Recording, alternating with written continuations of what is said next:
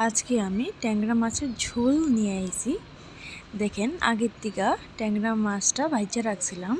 আর কি লাগে ট্যাংরা মাছের ঝোলের লিগা: পেঁয়াজ বাটা, কাঁচা লঙ্কা বাটা, পেঁয়াজ কুচি আর টমেটো পিউরি করে রাখা দিছি। কড়াইটা গরম হইলে তেল দিয়া দিমু। তেলটা একটু গরম হইলে দিয়া দিমু পেঁয়াজ দিয়া দিমু কাঁচা লঙ্কা বাটা। কাঁচা লঙ্কা বাটা দিয়া দিমু পেঁয়াজ বাটা দিয়ে ভালো করে লাড়াচাড়া করুম। ভালো করে লাড়াচাড়া করতে হইব, না হইলে কাঁচা গন্ধটা থাকে। ভালো করে ফ্রাই হইলে দিয়া দিমু টমেটো পিউরিটা। আমি একটা টমেটো নিছিলাম, একটা টমেটো পিউরি কইরা দিয়ে দিছি। দিয়া ভালো করে লাড়াচাড়া করুম। ভালো করে লাড়াচাড়া কইরা মশলা দিয়া দিমু স্বাদ অনুসারে লবণ, দিয়া দিমু হলুদ গুঁড়া, দিয়া দিমু সামান্য জিরার গুঁড়া, দিয়া দিমু একটু ধনিয়ার গুঁড়া,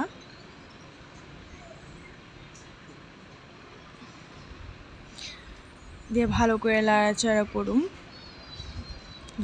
যতক্ষণ এটা ভালো করে ফ্রাই না হয় ততক্ষণ ভালো করে লাড়তে হইব।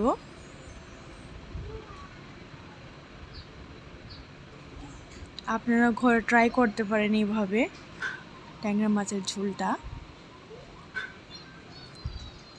ফ্রাই হয়ে গেছে মোটামুটি। দিয়ে দেবো হালকা একটু জল, যেমন কড়াইতে নিচে না লাগে। এদের ভালো করে লাড়াচাড়া করুন,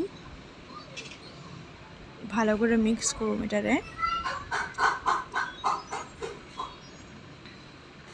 ভালো করে মিক্স হলে তেলটা বাইরিব। এই সামান্য একটু জল দিয়া দিমু, যতটুকু দরকার লাগে ততটুকু। যারা ঝোলটা ভালোবাসে ততটুকু ঝোল রাখেন, বেশিও দিতে পারেন আর কমও দিতে পারেন, এটা ইচ্ছা। ভালো করে জলটা বয়েল হইলে ফুটলে দিয়া দিমু ট্যাংরা মাছ, দিয়ে ভালো করে বয়েল করুম, লাড়াচাড়া করুম। ভালো করে লাড়াচাড়া কইরা বয়েল হয়ে গেলে দিয়ে দিমু কুচানো ধনিয়া পাতা। হয়ে গেছে আমরা ট্যাংরা মাছের ঝোল।